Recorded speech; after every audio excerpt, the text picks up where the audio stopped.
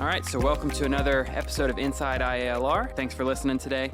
So this will be a fun episode. We have Telly Tucker, our president, as well as Dr. Jerry Wallace, the president of the Danville Community College. So thank you both for being here today. We appreciate it. Thanks for having me.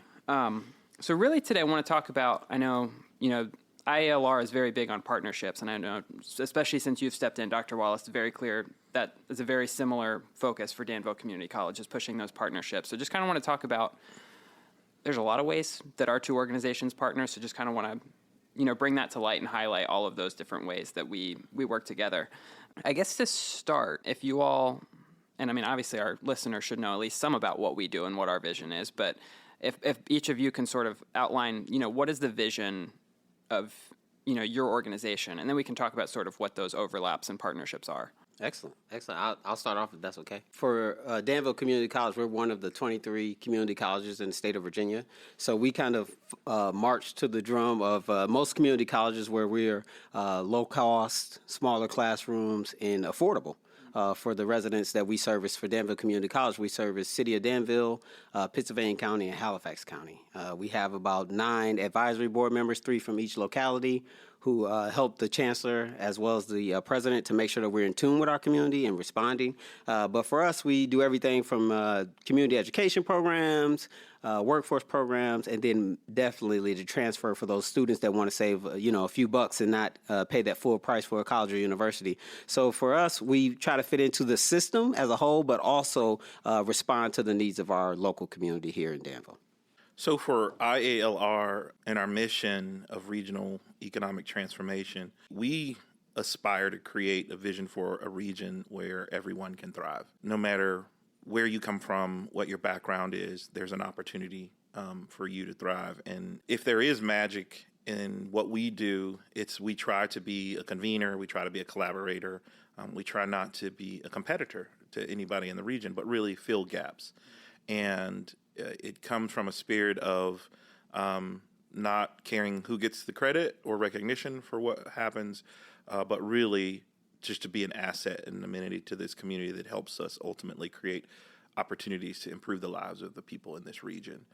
We technically serve 8 localities, including 6 counties and 2 cities. But honestly, the work that we're doing now, we're seeing has statewide and even national impact. You could even say perhaps global impact with some of the Australian students that are studying here now. So truly just it's an honor to have, and a privilege, I think, for this region to have something like IALR and a partnership like Danville Community Colleges and IALR's partnership.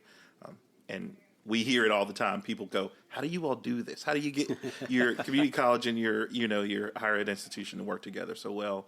I think that's one of the special things about this region. So, I guess it's a perfect segue into our next, what we want to talk about is, what are some of those areas what are some of those different areas that we work together on? And Telly, I know we had before we had sort of talked about how you can break this up in almost different buckets. So if you want to talk about, what those buckets are and what some of those partnerships are. Sure. So I think we can talk about formal partnerships. If I would characterize formal partnerships into programs like the Integrated Machining and Technology Program, that's a program that was created in partnership with DCC. It is an actual DCC program, but it's housed on our campus. Mm-hmm. It goes to serve third-year machining students to teach them leadership principles like Lean principles, Six Sigma, conflict resolution, crucial conversations, etc. That program didn't exist at the community college level years ago, and we heard from industry that they really needed a program that could address some of the leadership skill development that they were going to be losing with some retirees from their industries. And so when we had the conversation with Danville Community Colleges to say, how could we create a program like this?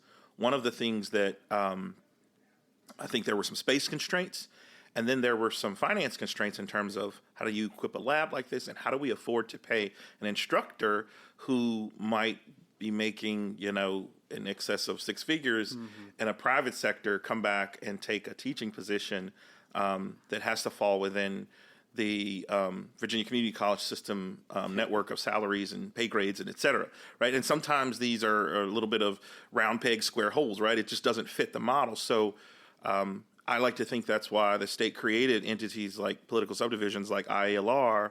So where can we help complement what happens. And so we created this strategic partnership where the IMT lab is housed on our campus, but the instructor is a DCC employee. All the students are DCC students, and ultimately it's a perfect match because when people come here, they see DCC and they see IALR, and they go, "Oh, this is." Some of them even think we're a part of the community college because it's that seamless in some ways.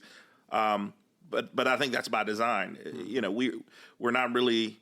I think a lot of industry and even students may not care as much about who's delivering it, what entity's delivering it, as long as I get the training, I get the degree, I get the credential, and I get a job, right? Like those are the things that really our customers are interested in. So that's one example. Certainly, Dr. Wallace, if you want to highlight any others, you're more than welcome to. Yeah, and I would definitely address kind of in the intro our localities that we service, and then as you heard from President Tucker, the wide range that they have. So I think one of the major things is the Institute fills in those gaps because we have so many rules and regulations that we have to abide by with the public funding and with our school systems that it kind of hinders us. So to have the Institute here to be able to respond a little bit quicker and to be able to have some conversations that the community college shouldn't necessarily be having has made us very successful. IMT, for instance, that is something that you won't find at any other community colleges. They won't be as in tune as the IMT program. One that definitely stands out for me as a new president was the ATDM program because so many people talked about it. But for DCC, it would be hard for us to house that program because, once again, we only service those 3 localities. Right. So the ATDM program is a nationwide program that brings in all of these different people from different backgrounds and part of our country.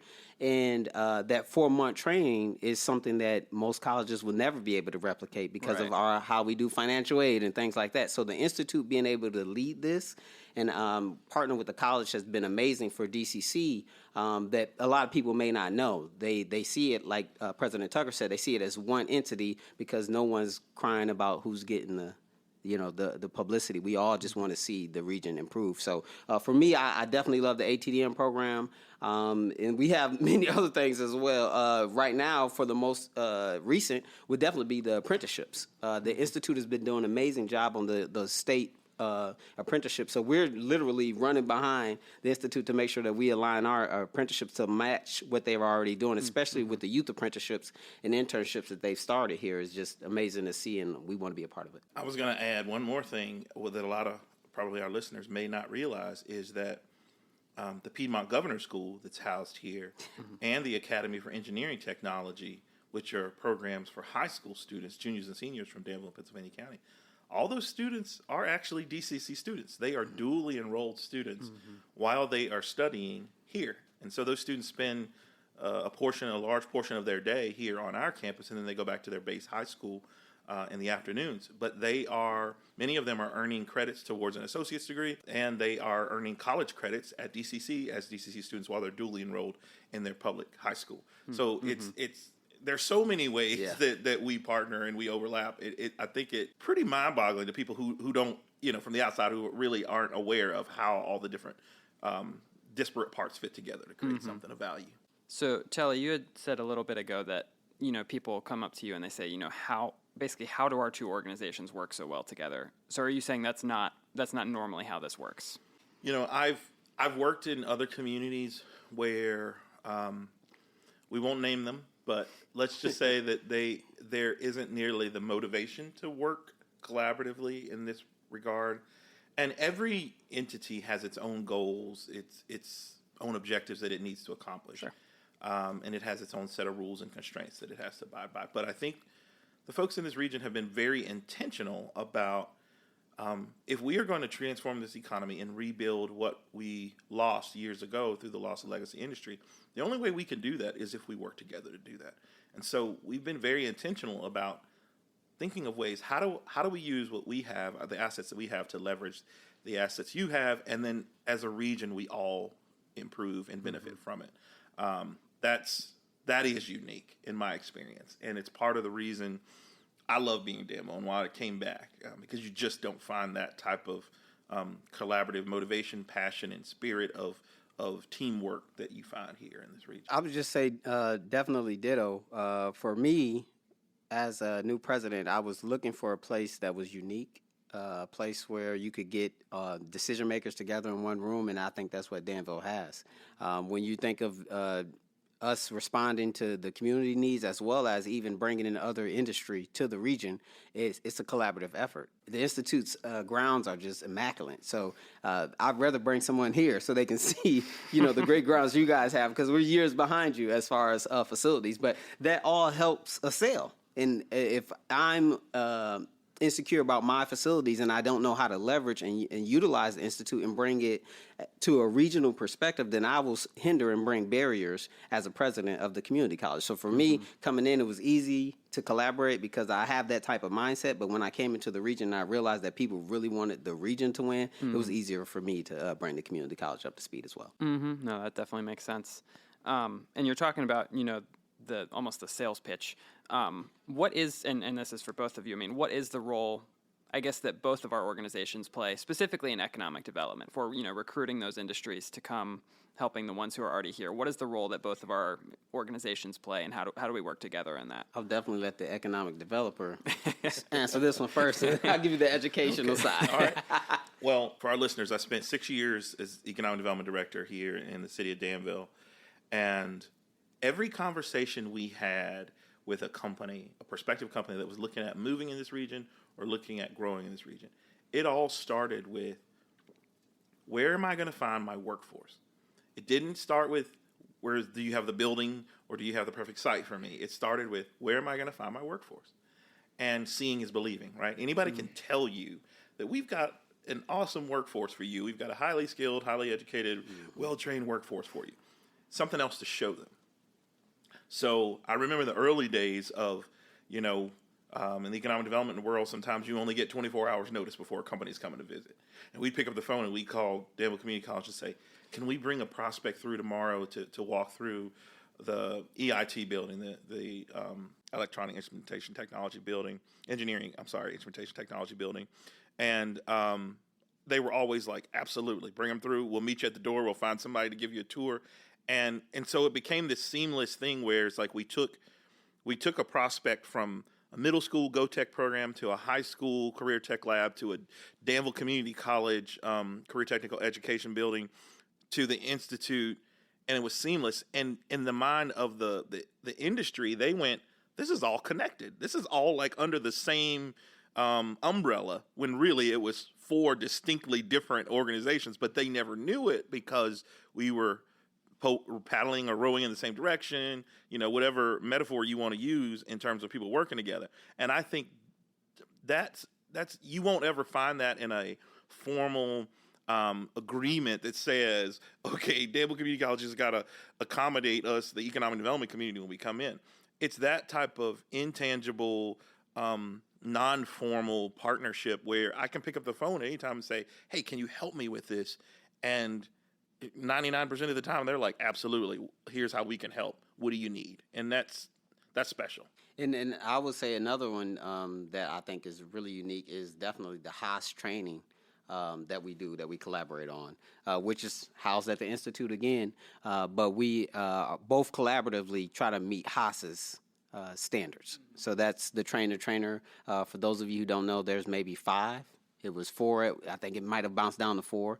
2 of the training facilities are in California, one in Nebraska, Hastings, Nebraska, where I came from, and then also here in Danville, Virginia. So to have, that type of special agreement and arrangement with Haas and to see 2 entities be able to deliver that, I think that's very unique as well, because where I came from, it was just the community college. There was no institute. There was no help.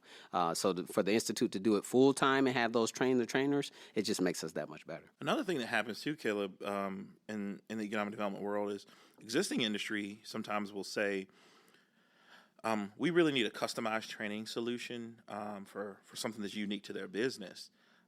And the community college is always the first one to step up that says, we can customize something for you to meet that need.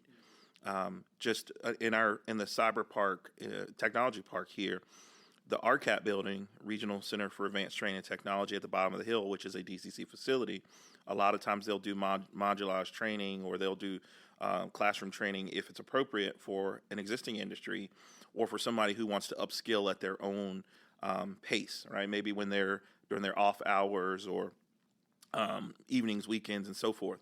And to have that type of asset too is a value add for industry, because it's like we try to find a way to say, not say no, but let's say, how can we help? This is what we can do, and get to a yes, right? And that's even though that's a Danville Community College asset and building at the bottom of the hill, because people come in this park, they assume that it's connected to the institute as well, right? And it is, right? So it's a beautiful thing. It really is. It is, definitely. And I want to circle back to the apprenticeships. So I know the institute's been working on that. You mentioned that Danville Community College is now working on that as well. Telly, you said the last thing we want to do is compete. How are those two programs, where it seems on the surface like we might be running the same program? How are those? I guess how are we not competing? How are those things complementing each other? Definitely. We are not competing because a lot of what the Institute has done has been state apprenticeships. We're just late to get into the to the field. We hired Barry Richmond, I want to say, in the end of July. And he's just now getting his feet wet. We just closed out apprenticeship week in Nebraska because we went to go learn some more. But for Danville Community College, we're actually adding more value to it because Tori can't do it all by herself. She's doing an amazing job. She's all out and about. I've seen her present at Rotary. She's definitely helped Barry. So they meet to make sure that we're not duplicating. And I think that's been one of the major things is open lines of communication. Me and Telly meet monthly just to make sure that we're doing the right things for our region. So for us, we want to add more value to it because we enjoy seeing the youth apprenticeships, but we need to, since we have adult students, we should be in that adult apprenticeship game to ladder on to what Tori's already doing. And then we want to be able to educate the Institute on federal. How can we go after some of these federal dollars together? Because if we can show what Tori's done, what Barry's going to be doing, and then say, look at this. This is two entities coming together to apply for a grant. We could possibly have a pathway for high school students all the way to their employer. And then that's us growing our own and keeping them here in the region. So if any of our listeners are interested in apprenticeships, Notori Neal is one of our employees here at IALR. We are an intermediary, and by definition, the intermediary connects businesses that might be looking for a training provider or an apprenticeship program so that someone can learn in, but we don't actually deliver any of that training. Right. And so part of our role is to help small and medium-sized businesses who don't have the bandwidth, they don't have the staff, they may not have the resources to stand up their own apprenticeship program. How can we lighten that load? How can we be part of a solution for them? And then when somebody calls and says, I really would like to start an apprenticeship program in journeyman machining, for example, we go, oh, we know a provider who could do that. And we introduce them and hand them off to Danville Community College. So that's a little bit of the nuance between what we do as an intermediary and then, of course, what Danville Community College does as a training provider as well, solutions provider. And the reason that is really important that we collaborate is because I can show you my HVAC program and it's over 15 employers. So if that's the case, Barry can't respond to all those employers in the right manner. He needs to be able to show, okay, Tori, can we do this together? Can you help me with this? Can we do it? So, because the ultimate goal is to make sure that an employer gets a good employee, whether they're trained at the college, something workforce short, or if it's a full program. We just want to make sure that our employers are getting the best and that our employees stay in our region. And I guess that's sort of when I was, that question of what are our organization's visions and how is there overlap? I guess that's a very obvious overlap as both organizations working towards that goal of making sure that everyone in the region has the opportunity and has the skills necessary to get those opportunities. Exactly. So, I know both of you all have been here for, about a year and a half with your respective organizations. And as I said at the top, both of you have been very vocal, but also showing with the way that you've led that, partnerships are important for our organizations, for our region. I guess, what does the future of our partnership look like between us specifically, but then also even for our region? What is the future of those partnerships, and how do we see that playing out? I would definitely give you the future from the DCC perspective in the student life cycle. So currently, right now, one of the exciting projects that we have going on at DCC is definitely our literacy project, where we have Ace the Mighty Conquers Night School, which is a children's book based on my dog. And myself and PR and marketing director Faith O'Neill co-wrote a book. And we actually toured in Pittsylvania County and as well as city of Danville, so Danville Public Schools. And that was for 1st through 4th graders. So now those 1st and 4th graders are getting introduced to a story about going to school and persisting through a little dog. But after that, we're hopeful that they, by 6th grade, because most students pick by 6th grade if they're college ready or not. They determine if they're going to go to college. So we want them from that age, after they, get this intro to the book, learn that school's okay. The 3 things that we teach them is reading is fun, try your best, never give up, and always be kind. So we want that to transition to GoTech. So by the time they're in middle school, they should be in an institute program. So through GoTech, they're starting to learn with their hands. They're starting to think a little bit more and starting to learn some of those skills. So after that, we want them in governor's school or early college. So a student should be able to touch both of our organizations throughout their entire life cycle. So by the time that they get out of high school, they should already have a credential, a workforce credential, credits to transfer, or be ready to go into our workforce. I think that through both entities, as well as our public schools and Averett University, all of us, we should have the life cycle for those students. So my vision is to make sure that everyone plays their best into these partnerships, brings the best that they can, and then we can make it easier for not only the students that are there, but those parents here that are aging out of the industry, that they have a nice, comfortable place where we have a lot of taxpayers so we can get a lot of money.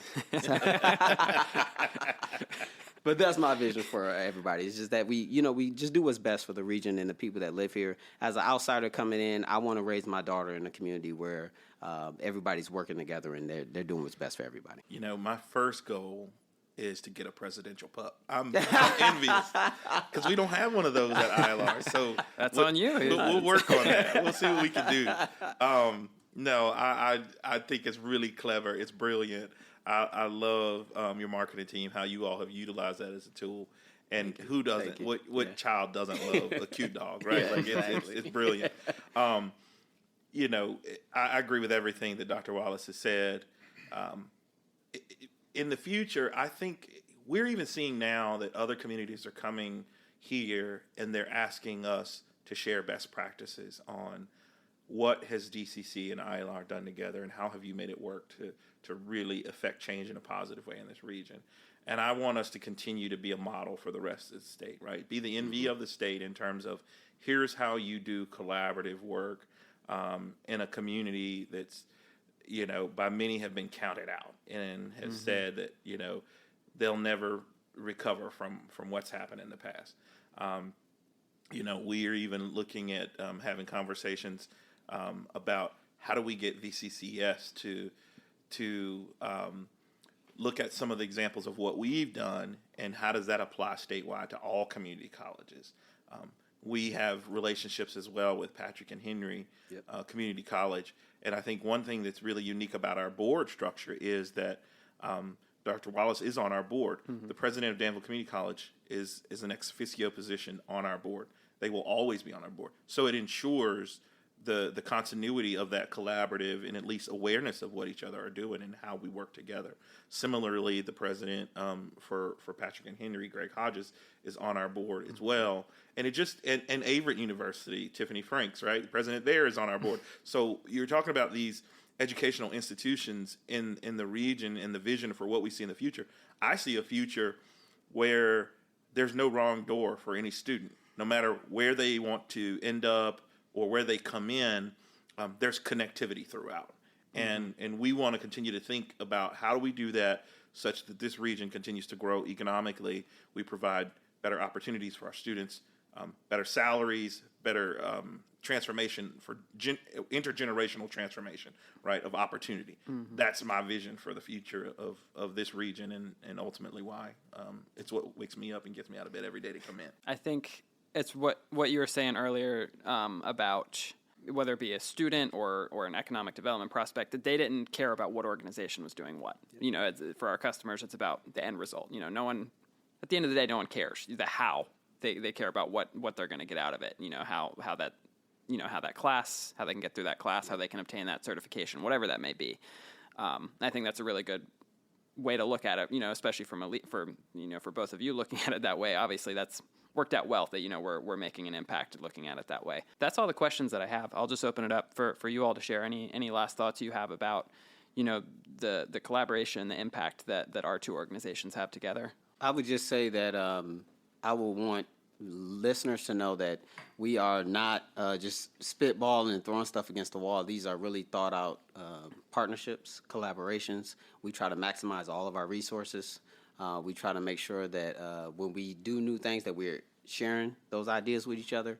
I want people to know that DCC is a friend of the Institute as well as the other higher ed centers around. Mm-hmm. You might hear something about Southern Virginia Higher Education Center. We just signed 3 workforce partnerships with them because we want to have more for our people to pick from. It's not about DCC. It's not about one entity being bigger or better than the other. It's about us doing what's best for the community. So in closing, for me, I would like to let the listeners also know that Fast Forward is one of our workforce programs. 2/3 is covered. 2/3 of the cost is covered for Virginians. So I want to make sure that people still hear that. Like, community colleges are still cheap. We're still the best bang for your buck and the return on investment. So I want people to look into the programs we have. And 9 times out of 10, you're probably in a program that's collaborated with the Institute. So be happy. I will say ditto in sharing the same opinion that Dr. Wallace is. Many of our students also don't end up coming out of pocket with no money or very little, and because they're covered by programs like he just mentioned, and then also through sometimes scholarship dollars that come to us through foundational partnerships that we have, and we work together. So cost should not be a barrier for any student in our region who wants to come to our programs. Please encourage anyone that our listeners know to reach out to us, and we'll find a way to get them to a pathway to success. The only thing I'll leave maybe the listeners with is just a thank you to Dr. Wallace and his team. It's really nice to work with people who are collaborative, but it's even more fun when you actually like the people that you get to work with and partner with. And so want to thank him for his continued leadership and partnership. Wish you a happy Founders Day as well. Yes. And, yeah, and we'll be out and about in the community. And please, to our listeners, come say hello. Find out how to get engaged with DCC, how to get engaged with IALR. Mm-hmm. Absolutely. Well, thank you both for being here. Really appreciate it. Thank you. All right.